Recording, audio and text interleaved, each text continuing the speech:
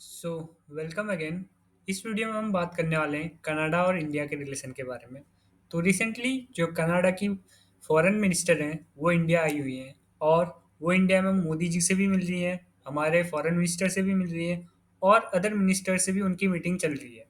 और वो India I हैं इंडिया और कनाडा के जो रिलेशंस हैं उनको रिबिल्ड करने के बारे में। वो चाहती हैं कि इंडिया और जो कनाडा के रिलेशंस हैं वो दोबारा से अच्छी तरह रिस्टार्ट किए जा सके। तो सबसे पहले तो आपके मन में आ रहा होगा कि क्या कनाडा इतनी इंपॉर्टेंट कंट्री है इंडिया के लिए, या क्या ये एक कंट्री भी है, या ये एक यूएसए का पार्ट है या ऑस्ट्रेलिया का पार्ट है।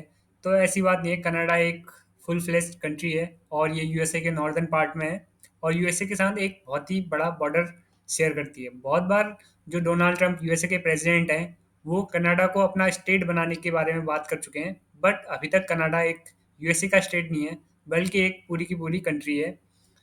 कनाडा के साथ हमारे रिलेशन 2023 से खराब होने शुरू हुए जब कनाडा ने जो खालिस्तानी लीडर्स थे या जो खालिस्तानी प्रोटेस्टर्स थे उनको सपोर्ट करना शुरू किया और जो लोग खालिस्तान के नाम पे आतंकवाद फैला रहे थे या हॉस्टाइल नेचर शो कर रहे थे इंडिया को, उन लोगों को सपोर्ट करना शुरू किया। इसी के बाद जो खालिस्तानी लीडर्स थे उनका किसी ने वहाँ एसेसिनेशन कर दिया।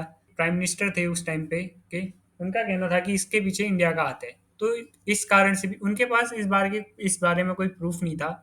तब भी वो लगातार इंटरनेशनल कम्युनिटी कम्युनिटी से कहते रहे कि जो एसेसिनेशन हो रहा है या जो कनाडा में टेररिज्म हो रहा है इसके पीछे इंडिया का हाथ है या इंडिया के कुछ ग्रुप इसका पार्ट है। बट इसका कुछ प्रूफ न होने के कारण प्रूफ कनाडा ये नहीं कर पाया कि इंडिया इसके पीछे है। बट इसके कारण इंडिया और कनाडा के रिलेशन बहुत खराब हुए उस टाइम के बाद से।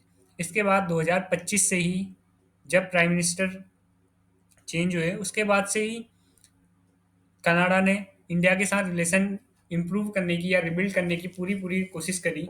इससे पहले फरवरी में भी जो नेशनल सिक्योरिटी एडवाइजर हैं हमारे या एनएसए के हेड हैं अजीत डोभाल सर, और जो कनाडा के नेशनल सिक्योरिटी ऑफ कनाडा के जो हेड थे उनकी मीटिंग हुई थी फरवरी में। इसके बाद जो हमारे फॉरेन मिनिस्टर हैं उनकी मीटिंग सितंबर में भी हुई थी कनाडा के फॉरेन मिनिस्टर से। इसी के साथ साथ जो हमारे प्राइम मिनिस्टर हैं वो भी कनाडा के प्राइम मिनिस्टर से मिलके उनकी भी काफ़ी बातचीत हुई है।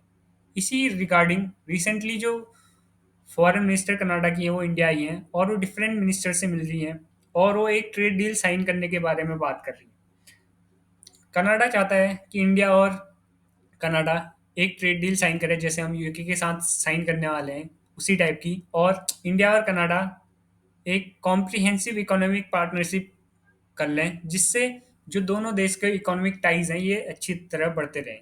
इसी बात पे जो पुराने रिलेशन थे उस पे ही जो फॉरेन मिनिस्टर थी कनाडा की उनका कहना था कि हो सकता है हम किन्हीं बातों में हमारे ओपिनियन मैच न करें, बट इसका मतलब ये नहीं है कि हम और जगह भी अपने रिलेशन खराब करेंगे। कुछ छोटी मोटी बातों में जो हमारी अंडरस्टैंडिंग अच्छी नहीं हो सकती है, बट इसका मतलब ये नहीं है कि हम और चीज़ों में या ट्रेड रिलेटेड, कॉमर्स रिलेटेड और इन्वेस्टमेंट रिलेटेड अपनी जो रिलेशंस हैं इनको भी इंडिया से ख़राब करेंगे। हम फिर से जो ट्रेड रिलेटेड और इकोनॉमिक बेसिस पे जो भी रिलेशन इंडिया के साथ है उनको इम्प्रूव करेंगे और जो भी मिसअंडरस्टैंडिंग बीच बीच के कुछ सालों में इंडिया और कनाडा के बीच में है उनको भी हम करने की कोशिश करेंगे। आगे चल के इसके बाद जो फॉरेन मिनिस्टर है वो इंडिया में जो प्राइवेट फर्म्स हैं उनके साथ भी बात करेंगी और कनाडा में इन्वेस्टमेंट बढ़ाने की कोशिश करेंगी और साथ ही साथ इंडिया में भी इन्वेस्ट करने की कोशिश करेंगी ताकि दोनों कंट्रीज में म्यूचुअल इन्वेस्टमेंट हो पाए और दोनों कंट्रीज की इकोनॉमी म्यूचुअली आगे बढ़े और दोनों कंट्रीज का फ़ायदा हो पाए।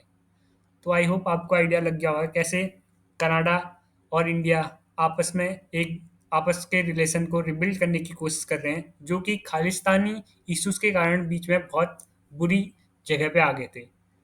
तो इस वीडियो में को यहीं ख़त्म करते हैं। धन्यवाद।